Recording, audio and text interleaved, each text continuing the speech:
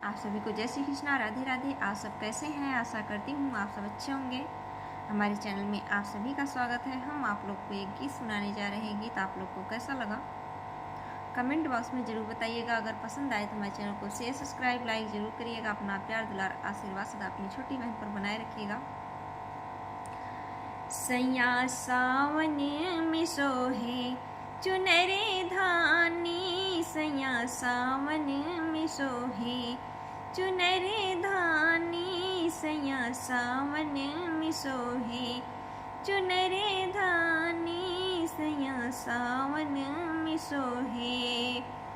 चुनरी पहिरे हम सासू आगे गईली, चुनरी पहिरे हम सासू आगे गईली। सासू मुहवा फुलावे पड़े पानी, सासू मुहवा फुलावे पड़े पानी, सैया सावन में सोहे चुनरे धानी, सैया सावन में सोहे चुनरे धानी, सैया सावन में सोहे। चुनरी पहिरे हम जेठनी आगे गईली, चुनरी पहिरे हम जेठनी आगे गईली।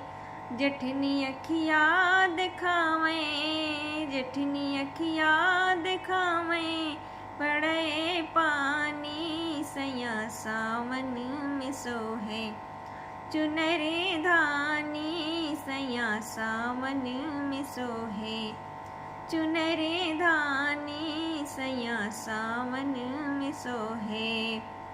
चुनरी पहिरे हम ननद आगे गईली, चुनरी पहिरे हम ननद आगे गईली। ननद मुहवा फेरे पड़े पानी, ननद मुहवा फेरे पड़े पानी, सैया सावन में सोहे चुनरे धानी, सैया सावन में सोहे चुनरे धानी, सैया सावन में सोहे चुनरे धानी, सैया सावन में सोहे।